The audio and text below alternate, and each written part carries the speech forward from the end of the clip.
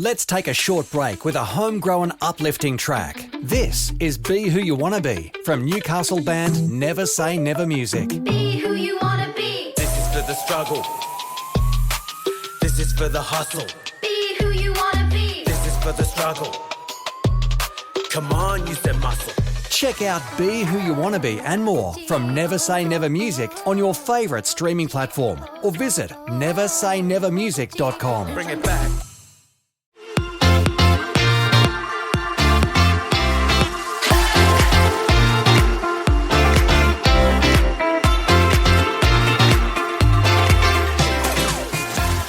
I've had a chat to a heap of people over the last 10, 15 years or so on all sorts of different subjects, and I try and be pretty cool, calm and collected, but I must say, our podcast today was with a man who I was very, very excited to have a sit down with.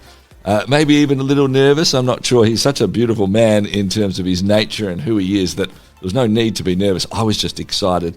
He is an author, a speaker, a thought leader. We're going to have a chat to Andy Crouch. He's a partner for theology and culture at Praxis. He's going to talk to us specifically today around the role of redemption and what does it play in our current culture. Looking forward to hearing from him. We're going to play this interview. I had the opportunity to sit down with him after a recent conference he was at here in Australia. Just before we get to that conversation, would you please like, rate, review this podcast? It helps us get it out to more people. It's always free. We just love sharing these stories. All right, let's have a chat with Andy.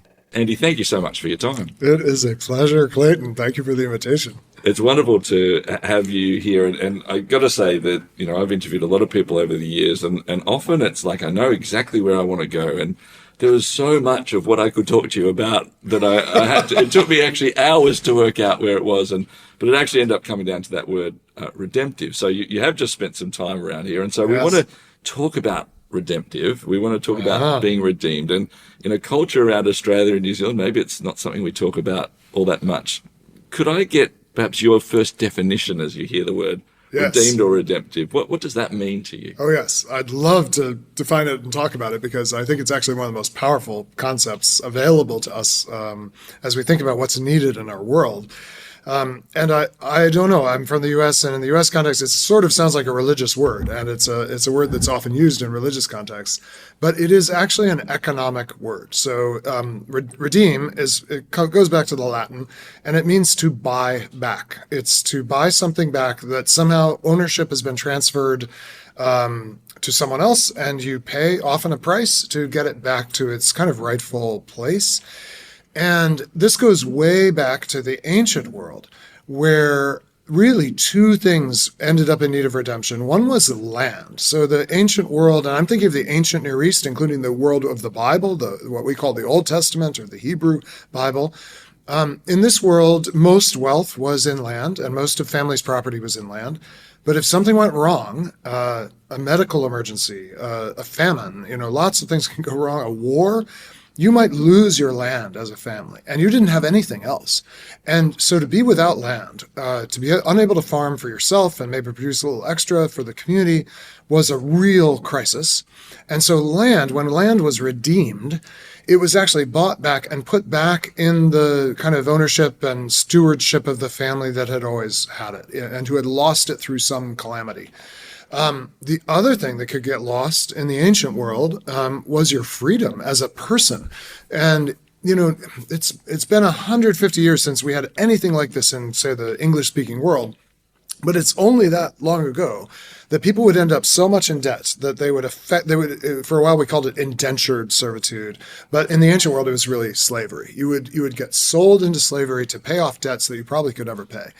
And so you could redeem land, but you could also redeem a slave, someone who's enslaved.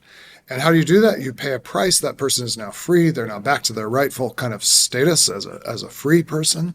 So the through line of all of this is that redemption is about some result of some real calamity in a story that then is set right by someone stepping in and saying, I want to redeem this. I want to be redemptive in this situation. And what happens at the end is there's a kind of restoration of possibility and restoration of sort of things being the way they were meant to be. And maybe if I put it that way, even though this ancient world of land being lost or freedom, we don't allow people's freedom to be lost in this way anymore, legally at least. But maybe we can all sort of feel like, oh, actually, there's a lot of ways in which our lives are not as they're meant to be. Things have been lost that never should have been lost. Even land itself is sort of treated in a way it's not meant to be treated. People are treated in that way. And thinking redemptively is thinking about what price would we have to pay to actually restore kind of freedom and proper capacity. So when you hear redemptive, but by the way, the early Christians adopt this economic word because they're trying to reflect on what they believe has happened in this kind of amazing sequence of events surrounding Jesus of Nazareth.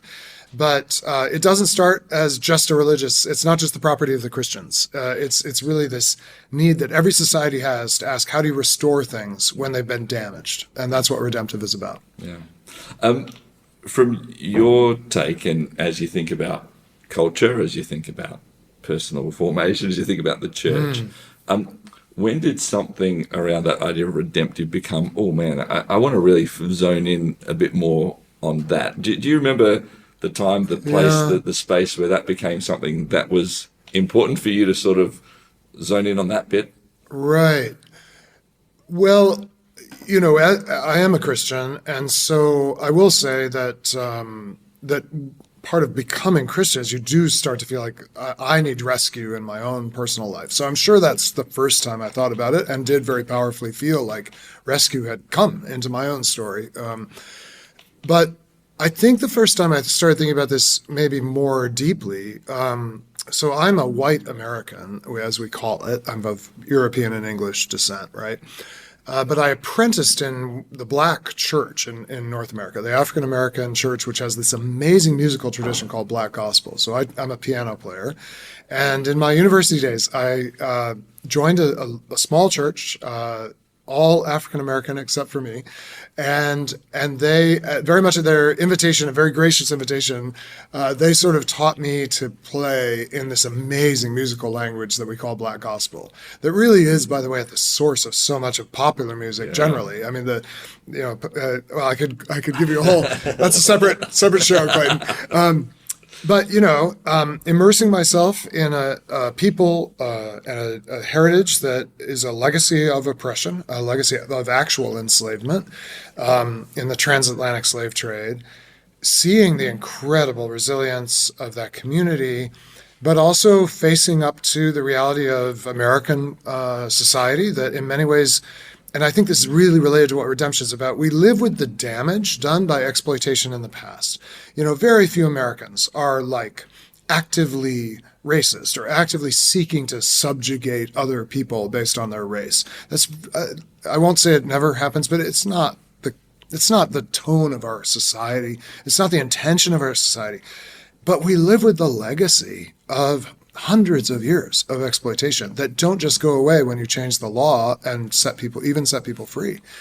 And I think it was really then that I started thinking about redemptive as a broader category than just my own personal story, but including because I am part of this story. I have some benefits that I don't really deserve. I have a responsibility I need to take up.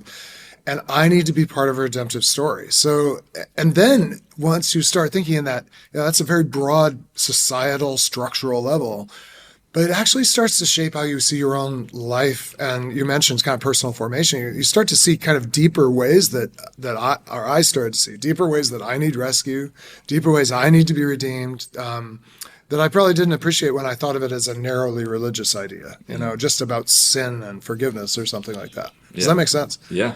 Can we talk about part of that sort of personal formation? Yeah. Because it feels like, as you talk about redeem and redemption, that there is another party that does that redeeming, right? Yeah, and that's I think right. in your context, and my context as well, as we've talked about, we would say that's what Jesus has done. Right. But also there's parts of spiritual formation. You talk about rule of life a lot, and I'd love you to sort of talk a bit more about that. How does it balance where God's doing that work and you're doing some of that choice of redemption. Could you talk, I suppose, maybe we better start with what is rule of life and spiritual formation, and then maybe answer that question. Yeah, I'm part of a community that is actually trying to advance what we call redemptive entrepreneurship in the world, starting new ventures that have this kind of redemptive posture, called Praxis, based in the United States. And we discovered that we needed kind of a guideline or a set of guidelines for how we would operate as a community that would move us toward a redemptive posture. I think I want to preface this by saying the real personal question for all of us is in a way, are we running away from trouble or running kind of toward the trouble that's actually there in our own lives, in our world? I don't mean like seeking trouble or causing trouble, but if your life is not whole and the world you live in is not whole, you can either try to escape that, run away from that, or you can actually run toward the problem in the hopes that really, I would say, God will use you in some way to be part of redemption. So how are you going to kind of channel your life in such a way that you, rather than kind of withdrawing from or escaping your responsibility to be part of the redemptive story, actually move toward it? And this is where we took up a very ancient idea in the Christian tradition of a rule of life, which originally this was designed for monks, people who are living kind of monastic lives in the 4th century. This emerges, 4th century AD. But the sort of core insight of a rule of life is if you really want to do something worthwhile, you almost certainly need a set of disciplines and almost constraints on your life that keep you going that direction. So at Praxis, we have a 6-part rule of life that all of our core community, we're committed to rethinking how we use our time, because there's actually an interesting phrase that's in the Bible that talks about redeeming time. Time itself can be lost. You can sort of waste time. We don't want to waste time. And so there's a practice connected with each of these for time. It's actually the practice, you might think unexpectedly, of what the Hebrew Bible calls Sabbath, this practice of a rhythm of work and rest, so that I'm really rested on a weekly basis. One of the things we do is we take one day a week where we do no work. This is very unusual among entrepreneurs in particular. Entrepreneurs work all the time. They work while they're asleep. They wake up in the middle of the night. Every day you're answering email or whatever. But in our community, actually, one day a week you rest. And the purpose of that is to give us kind of deep enough reserves of energy and insight and creativity that the other 6 days a week we can be really fruitful, because we think 24/7 doesn't actually work. 24/6 is better, probably 16/6 or something like that. Then we go through some other areas. The next one is money and actually having a practice of generosity, 10% of our income giving away. So our whole community does that. That's pre-tax. I don't know if that's relevant in Australia, but in the US, everyone wants to know pre-tax or post-tax? Pre-tax, so gross. And then there's 4 other areas. And the goal of this is to position ourselves to be available for a deeper kind of restoration in the world than we would be if we were just kind of chasing after the things everyone else is chasing after. Yeah. So in that sense, if you want to be part of a redemptive story, like buckle up and commit yourself to some hard things that move you towards availability and towards kind of engagement with the trouble of our world. So each of these disciplines, in a way, like the Sabbath discipline, exposes the brokenness of the busyness of our world. Our world is far too anxious and busy. The tithing, that 10% giving discipline that we use, exposes the way that, especially for entrepreneurs, the world is just way too much about how much money do I make, how much value do I extract. And it's this discipline that kind of puts you in contact with the brokenness of the systems around you. But that also is what makes you potentially an agent of redemption of those systems rather than just a perpetuator of those systems. Yeah. For you personally, as you've gone through creating your rule of life, so that's a rule of life and disciplines that are around for that group specifically. I don't know, you're a part of that. How have they changed you? What have you noticed they have actually, because it's a little bit, the idea, I believe, is the rule of life, and certainly as I've tried to put various things in my world as well, is that it's sort of the drip, drip, drip approach, right? Yeah, that it builds up. That's right. That's right. What has been the things for you? The first two things that we do, there are some other practices which we could talk about too, but I actually, very fortunately, in my university days, I was like 18, I actually started practicing Sabbath. That is, one day a week, not working. The Jewish people, of course, have kept this alive their whole story, but in the Protestant world that I grew up in, it's seen as a very optional thing. But I in my first term at uni, just felt I need to actually have a rhythm like this. So I've been doing this for 40 years. I'm 57. It is absolutely a drip. And I will say, early in your life, or early in your practice of any of these things, also with generosity, like giving away money rather than saving and investing whatever's left over, it's hard. It's very countercultural. One of the other things we do as a community is we make a time every day to pray. And you might think, well, of course, you're religious people, of course you pray. But actually, you'd be surprised how many of us who indeed believe in God, believe we've been rescued and saved by God, still, in the course of a day, somehow never get around to actually talking to God. And I'm a kind of Christian leader in the U.S., and it's embarrassing how much I need a rule that says, no, every day, stop and pray. So it's hard at the beginning. But the amazing thing about these kind of practices is that they, in the long run, generate a tremendous sense of freedom. And I am less busy now than I've ever been, I would say. As Sabbath has kind of accumulated in my life, that I remember the hurry I felt when I was younger. It may be partly age, too. But wisdom does not automatically come with age. Wisdom comes with time, and age helps with the time part. But you have to actually practice something along that road. And the freedom, I think money is the god of our world. Money is the thing most people are worshiping, including a lot of people who would say they go to church. But the thing they really spend their days devoted to, the thing they look for salvation from, is money. So if you commit that at least 10%, and my wife and I actually aim higher than that, that's kind of a baseline.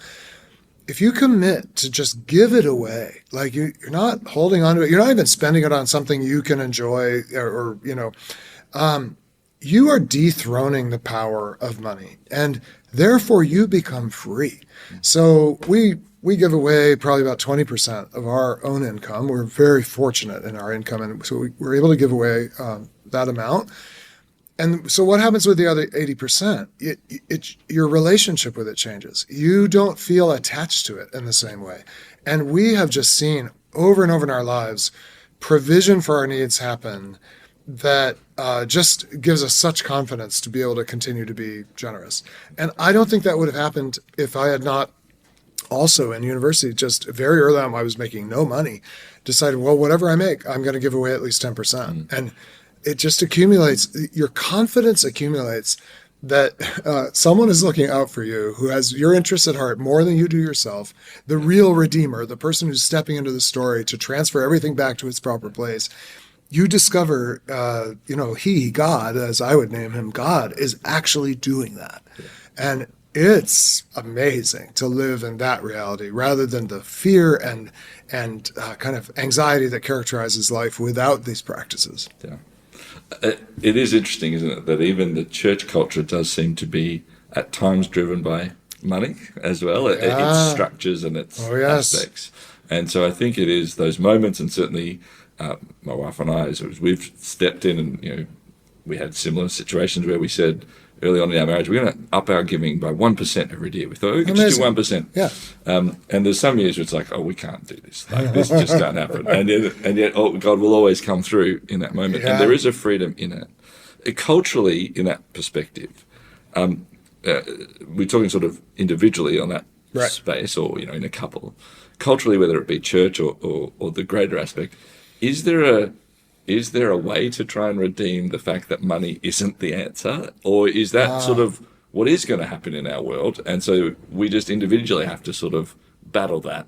Is there a way to actually redeem that mindset around money?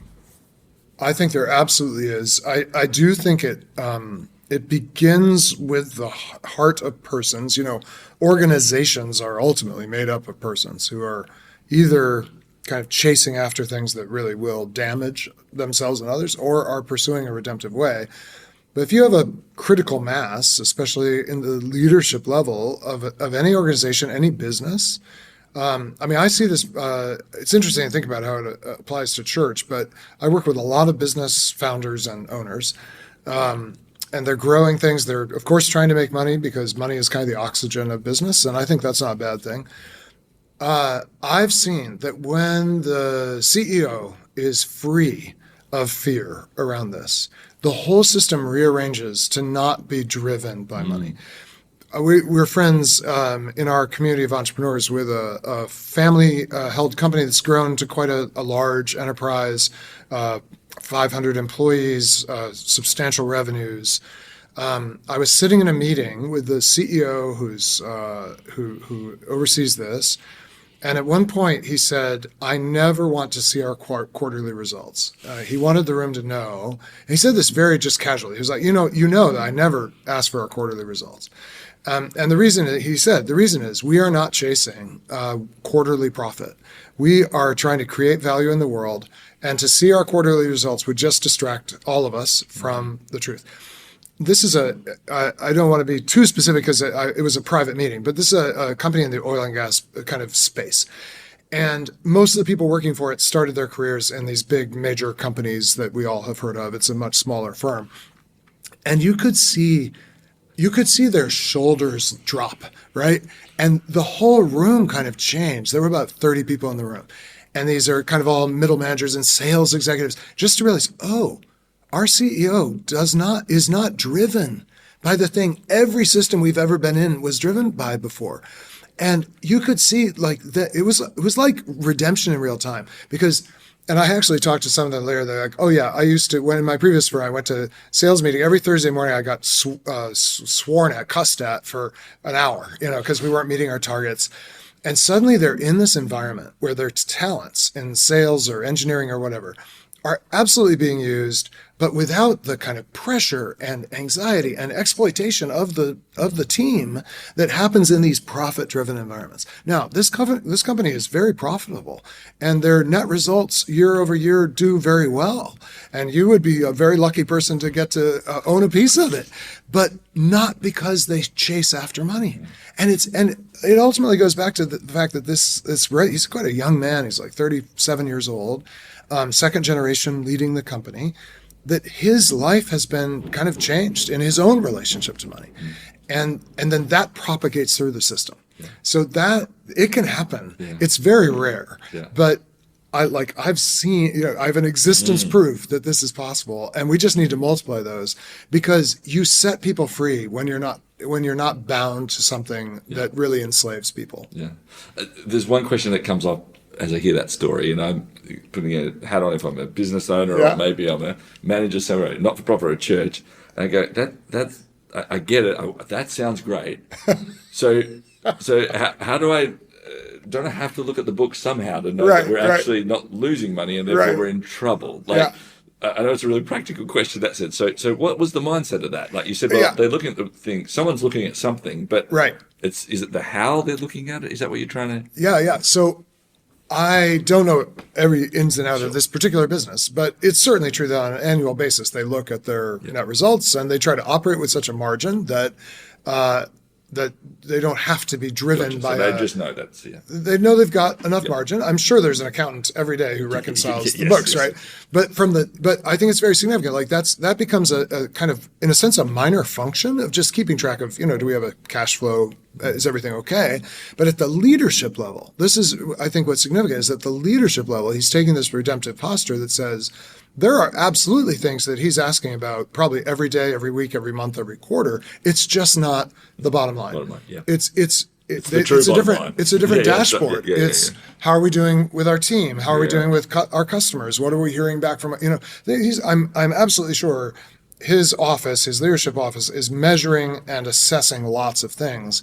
It's just not measuring this thing that really is just an accounting mechanism in the long run of the value you've actually created. And so, yes, there's someone in the system whose job is to make sure on a daily basis that we're okay on cash and all that. But the leaders, rather than micromanaging that, they're targeting what really creates value in the world, what blesses people in the world. Yeah. It's a different way but you can get there sequentially, where you check in the books just very infrequently because you're checking in every day on the things that really drive true profitability. Yeah. You shared even just with a group of us in this last couple of days, Andy, around this idea that says, well, don't just keep looking at the same structures that there is, the empire that is here now that says it's about the money, it's about the capital, it's about this, that actually, if we're wanting to follow a God path of some sort, we need to look at that differently, which is exactly, I think, an example that you're sharing with us here. Exactly. My guest is Andy Crouch. He's partner for theology and culture at Praxis. We're going to be back with him in just a couple of minutes' time as we keep talking about what it means to redeem parts of our world. And Andy has done a lot of that around tech, not just for himself and his writing. He's lived that out. He's written about it. His family have written about it as well and are living that out. So we're going to talk a bit about that on the way next here on Towards Understanding. Share your brand, your event, your message across 90 Christian radio stations and major cities in Australia and New Zealand by sponsoring Towards Understanding, hosted by Clayton Bielen. More than 210,000 people tune into Towards Understanding each week, and with just one sponsorship, you'll reach this immense engaged audience. Find out more about this exciting and unique opportunity now on the sponsorship page at positivemedia.com.au. Andy, we're talking redemption specifically. It's a big topic for you and a big part of the work that you are doing. And I want to talk specifically around tech. You've literally written a couple of books, and I know with a family member as well around that too, around what it means to really redeem tech. Yeah. Can we start maybe with the big picture that says it just feels like, technology has been in existence and is always adapting for all of time, right? And we feel whether it's the wheel or whether it's the different warfare or whatever, suddenly it changed cultures, it changed ways dramatically. Yeah. So it's not like just digital tech but it feels like it's going on a scale that is running so fast. As you've stood back and looked at that, is that true? Are we actually running or is this just a period in time, or is this faster right now? I think all of us feel that things are changing much faster than they ever have, and I think that is actually true because we unlocked some capabilities, really, in a sense, in the universe by discovering some things through modern science, you might say, that once we really figured out how to hook them up, turn them from science into engineering, we've been able to experience this amazing takeoff of all kinds of things, and many of them to the good, because many, many things for human beings that were very hard have gotten a lot easier for many people, though never all, which is interesting. I actually think technology is both tools are very old. Human beings have always kind of used the world around themselves to kind of transform how they operate in the world. We use tools for that. This thing we call technology, it's both faster, Clayton, but it's also a new kind of power. And it's really the power of things that operate on their own without us. This started with machines in the Industrial Revolution. The machine is stronger than any human being. And really, you just kind of set it up, power it, and watch it go, supervise it. Initially very dangerous to supervise it, but eventually incredibly powerful machines in the world that do work, physical strength we could never do. Then we have computers that if the machines take over the strength, the computer kind of takes over the functions of the mind, the human ability to kind of think through things. And in certain domains, the computers get way better at that than us, and they do it by themselves. So for me, technology is about the era that we start to have what we would have had to have tools for before. We now have devices that just do it all on their own. And you would think, and this has been very good in many ways, but you would think this would just be all upside. But, we're talking about redemption here, and redemption is about things that have been lost and broken and calamity has happened. And the strange thing is that we are now at a point in the story of technology where we are starting to feel like there's a lot of lostness and brokenness through the very things that we brought into our lives to make our lives easier. So this is and it's accelerating. So we haven't even absorbed, really even fully the smartphone before we get social media. And then we have certainly not figured out what to do with social media and how for that to be healthy before AI arrives. And we feel like there's this kind of cascade of things that are supposed to help us and are supposed to, expand human potential in the world. And they are in some ways, but it also feels like they're really undermining human potential. Everyone's living with that. But, you mentioned family. I think in the home, I actually would say at home, at school, and in some ways at church or in religious communities, we're feeling the tensions the most of like, is this really helping our home? I mean, we're all, presumably anyone who has like a vacuum cleaner, that do you call it that here? Yes, we do. That everyone is sort of happy they don't have to clean their house another way. Like, that's sort of upside. But all this other stuff we've added, is it making us happier? Is it making our lives as families richer? And frankly, I think the answer is no, it's not. Not without some redemptive action. Yeah. So I've been thinking a lot about like what's redemptive life in the midst of this tsunami of technology that we're experiencing. Yeah, and I don't think you're somebody who's trying to say just get rid of all technology. That's the answer, right? No. But there is some clear principles. Would you be able to share now? The TechWise family is a whole book for people to go and read and do it. So I'm not asking you to go through the whole book. But sure. Can you, for those who perhaps maybe haven't heard about that, maybe they haven't even thought about this in that way, it's sort of just been what the life that they're living and the culture they're living. Yes. What are some things that they could think through? Yeah. We have lots of technology in our own home, but I did write this book called The TechWise Family that really is in a way, the summary of what we learned as we redesigned our home to be better for all of us. I wrote the book, to be honest, most of the things we implemented are really my wife's insights. Now, my wife, by the way, and I think this is actually an important detail. My wife's a scientist. She's a physicist. She works with really sophisticated instruments in her work, and she studies our world. And so she's very adept with technology. But when it came to our home, she was way ahead of me. And as we had young children, now they're in their 20s, she was way ahead of me in saying, we need to redesign how we let these things into our home. So I would say there were a couple things. One was to put some boundaries on the use of these very useful things. Our phones go to bed in our house before we go to bed. They sleep in the kitchen. They sleep all night there. They get their little meal of electrons or whatever. And we get up before they do. So we get up in the morning. We don't just immediately turn on the screen. And creating these boundaries, and by the way, I mean, I just feel like anywhere I go, I just have to very practically say to parents, if you can make only one change, if you have a child or a teenager in your home, and for your own sake, actually, if you can get the phone out of the bedroom, it's so much healthier in every dimension for everyone. So in our home, parents and kids, no phones in bedrooms. They're asleep before we're asleep. We're awake before they're awake. And you create those margins in your day where really the most important things happen. The settling down at night to rest, the conversation that you can have with your partner at night without the screen glowing and interrupting. And then waking up in the morning and like preparing for the day and entrusting yourself to God, if you can do that, and just not being kind of driven by all the stuff that comes in through these screens. So that's been one really helpful thing. Even in my work, I use all kinds of technology in my work. Our team uses a whole stack of technology. But to do my most creative work, I have to have a rhythm. I think a rhythm of use and non-use is really important. So that's probably the one principle. But the other way I've found to think about this actually was by watching my wife and how she uses technology as a scientist.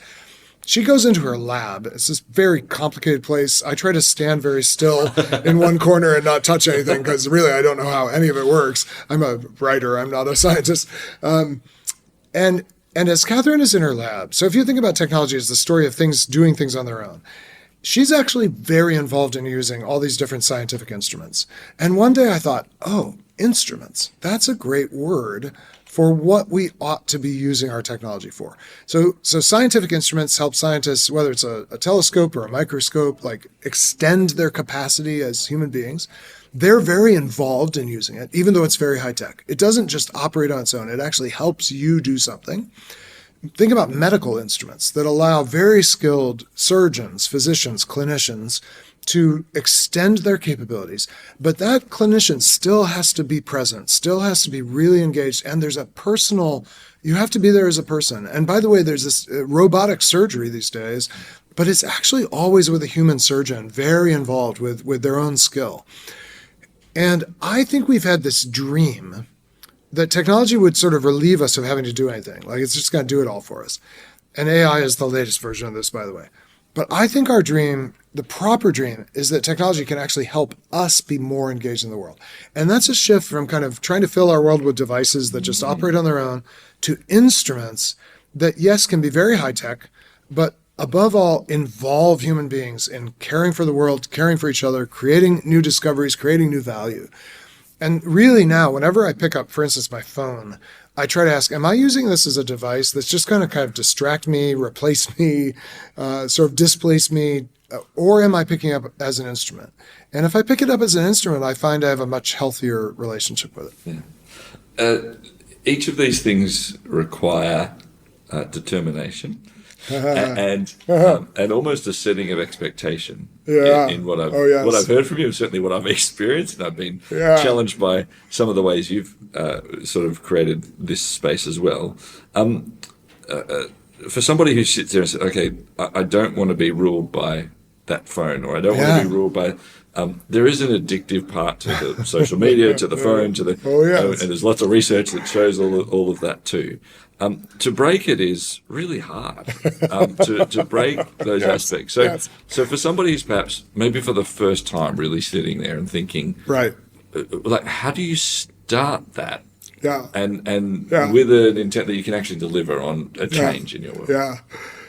So hard things are best done with others. So I would say number one is the more this can be collective action, the easier it gets. I have a psychiatrist friend named Kurt Thompson who works with group therapy, and he points out that if you ask you or me to sit in silence, let's set a very low bar for 5 minutes, we will find it all by ourselves in a room. It's ridiculously hard. But actually, you sit in a circle of people, and you can do that quite readily. You can sit in silence for 5 minutes and sort of empty yourself of your anxieties and thoughts. So hard things require other people. So if you live with other people, it's amazing to say, hey, let's do this together. If you don't live with other people, find a friend who will sort of enter into it with you, even in your separate living spaces. Just knowing that other person is also putting their phone to bed before they go to bed and is getting up before their phone gets up, it really helps you do it. So that would be one thing. The other thing is, I would absolutely say start small. Don't try to change everything all at once. Well, actually, there's two ways. Start small, or else go big and persist through the detox period. So I have seen really wonderful things happen when families decide to take a week-long, say, holiday or trip without technology. And usually the parents see that their kids are really addicted to these things. The parents don't realize how addicted they are to it. But we say, okay, kids, come on, let's go. We're going to go, camping or whatever. So I'll tell you what will happen. The first 3 days will be hell on earth for everyone. And this is partly because the parents discover, I'm way more dependent on this thing. I probably check it more than my kid does almost. And your kids are going to say, I hate you. You're going to have these fights. It's going to feel awful. It is always, I can tell you, almost always for 1/3 of the time, however long. If you do this for 2 days, it'll be like the first 12 hours. If you do it for a week, it'll be the first 2.5 days. And then something happens. I promise you, something happens. And I guess the best word that I can think of for it is a kind of emptiness. You stop fighting. You stop being mad. You don't really know what to do. People get very quiet. There's a couple of days of like, not sure what is next. And then emerges rediscovery. Rediscovery of each other, rediscovery of the beautiful world that doesn't come to us through screens. And it ends up being amazing. But you have to go through the first third and that kind of middle period of kind of disorientation, emptiness, not being sure. I promise you there's rediscovery. So really you can, start a small practice at home. But I would say the cold turkey, together, dive into a different way and live through the disorientation. You have to live through the disorientation and the rupture. But there's this amazing word, I think it's one of the best news in the world, is this word neuroplasticity. which means your brain can rewire itself. This is incredibly good news for addicts. No matter what you're addicted to, it can be very difficult if it's an actual chemical addiction, but you can get through it. Your brain will rewire. Same with our addiction to our devices. Same with your kids' dependence on their phone or whatever it is. Neuroplasticity is like the best news in the world. It's basically hang on there through the detox and you'll discover a new way and you'll come home and then you can put in place some new practices that keep that good rediscovery going. Yeah.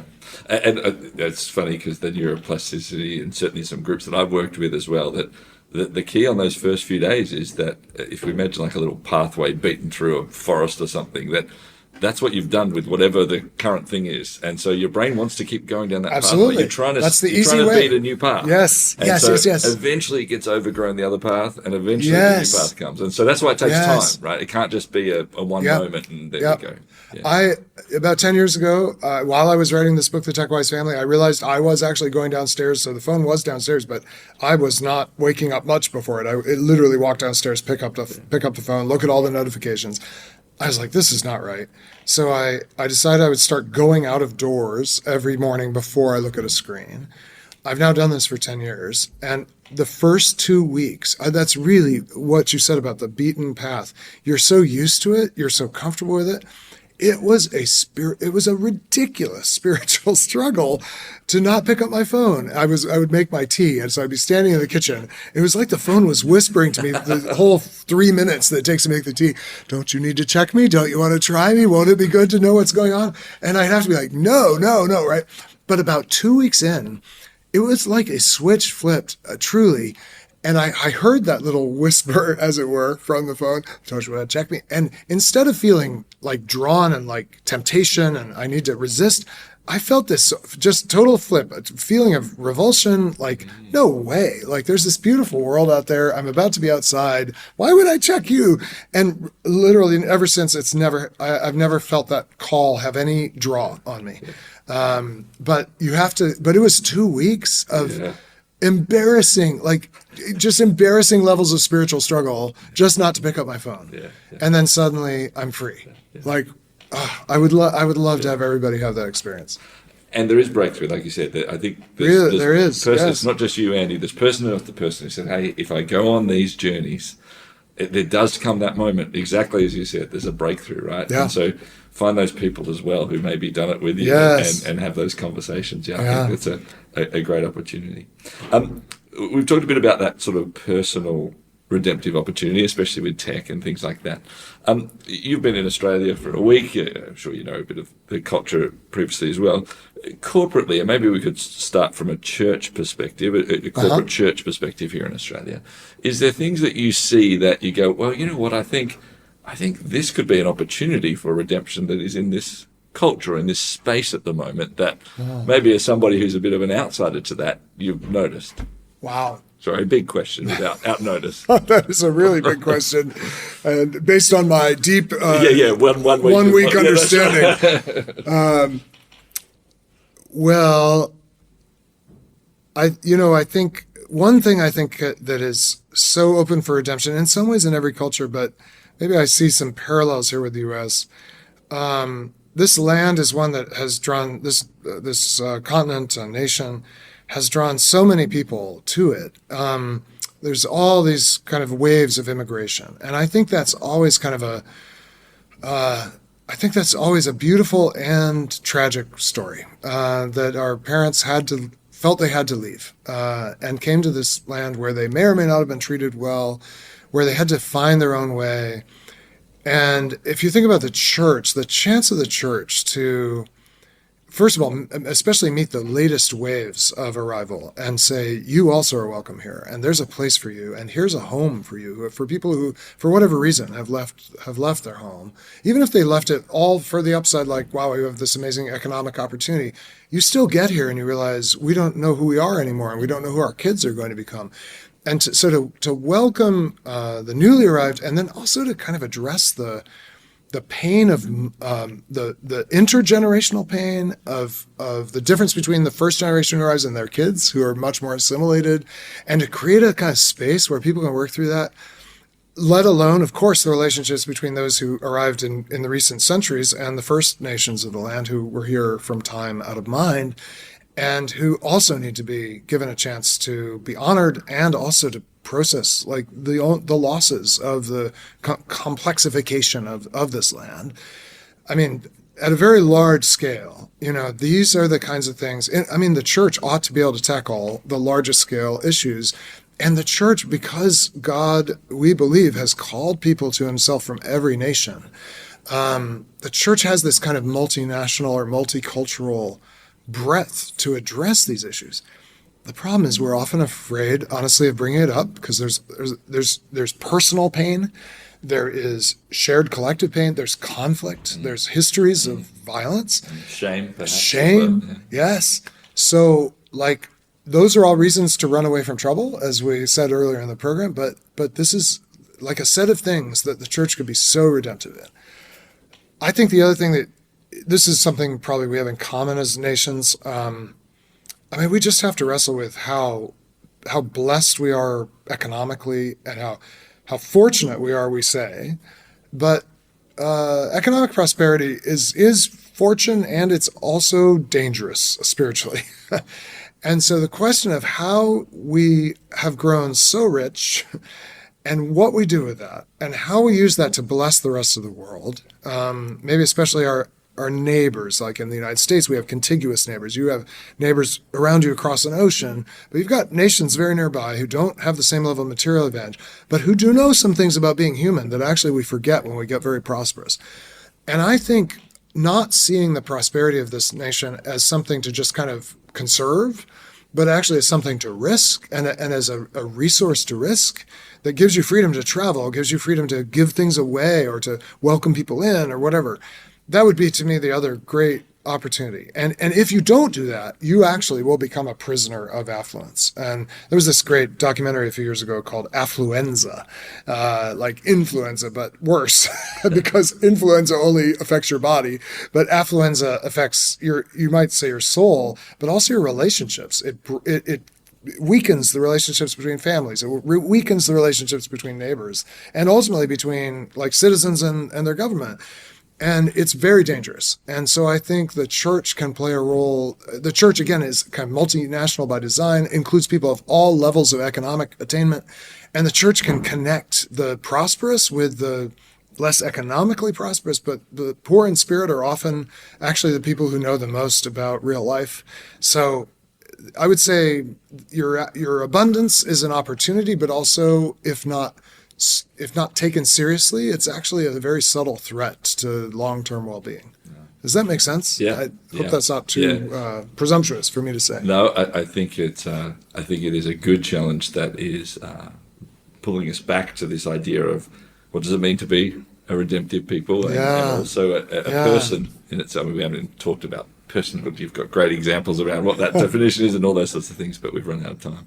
Andy, I've done hundreds, thousands of interviews, and I don't think I've ever asked this question, and so I'm going to flip it for you.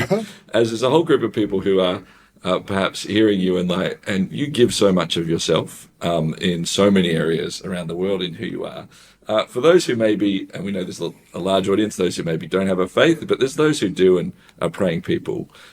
What could people be praying for you? They're never going to meet you, perhaps. They won't ever be that. What right now across Australia and New Zealand, the people who would be able to pray for you? My goodness.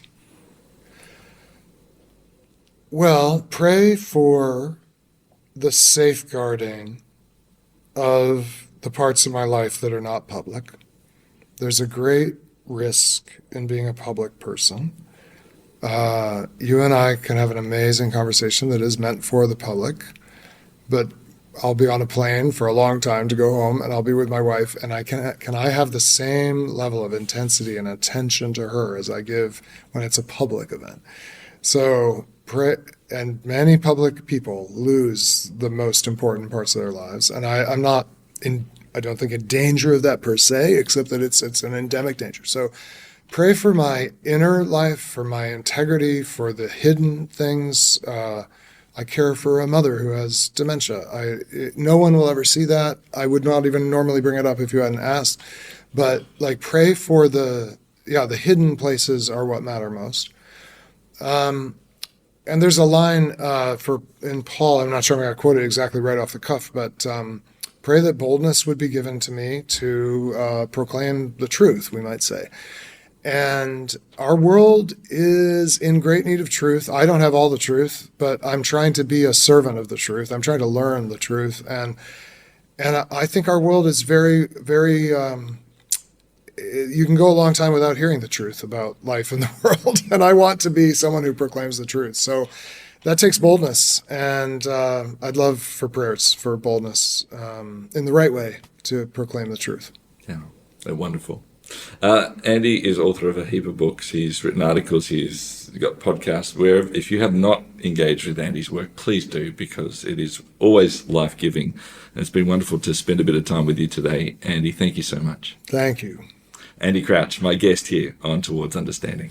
Let's take a short break with a homegrown uplifting track. This is Be Who You Wanna Be from Newcastle band Never Say Never Music. Be who you wanna be. This is for the struggle. This is for the hustle.